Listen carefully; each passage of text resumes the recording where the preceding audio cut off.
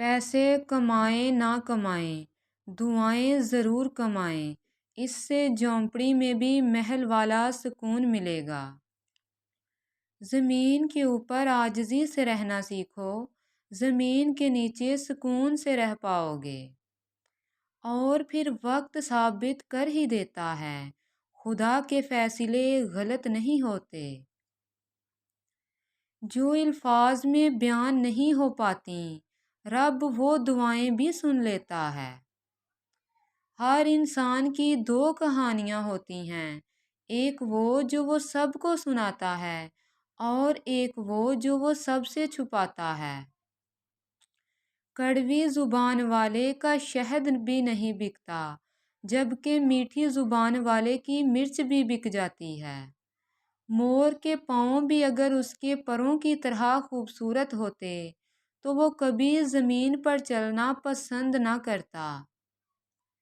نماز مت چھوڑنا کہ زندگی کی ساری بھلائیاں اور برکتیں اسی میں ہیں۔ اپنی نظر کی حفاظت کرنا کہ گناہوں کی ابتدا یہیں سے ہوتی ہے۔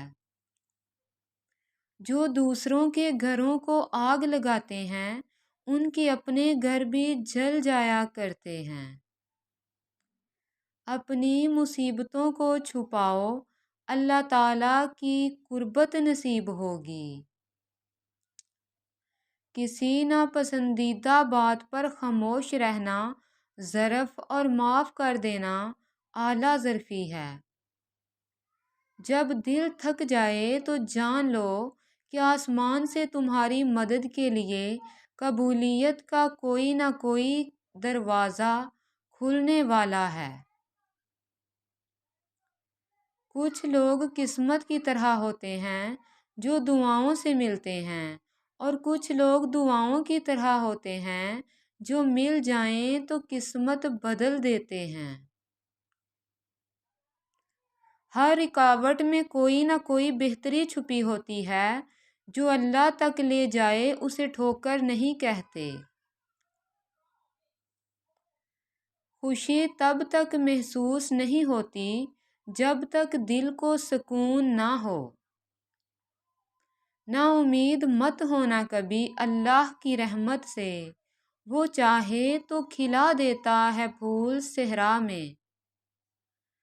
اگر کسی کی تکلیف دیکھ کر تمہیں تکلیف ہونے لگے تو سمجھ لینا تم اللہ کے بنائے ہوئے بہترین انسان ہو۔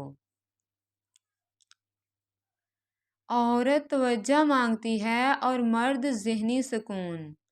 جہاں بھی ان دونوں کو یہ دو چیزیں ملیں گی، یہ دونوں وہیں کے ہو کر رہ جائیں گے۔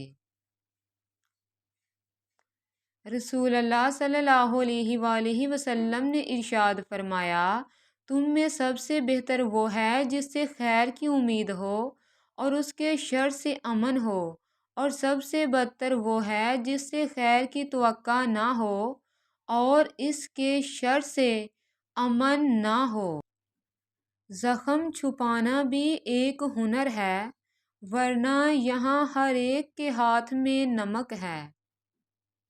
سچا آغاز ہمیشہ سچے انجام پر ختم ہوتا ہے، اور جھوٹا آغاز ہمیشہ جھوٹے انجام پر۔